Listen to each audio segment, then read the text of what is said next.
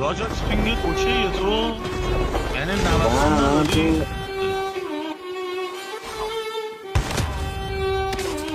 حاجی اچس دارم تو کم مادر بتونگه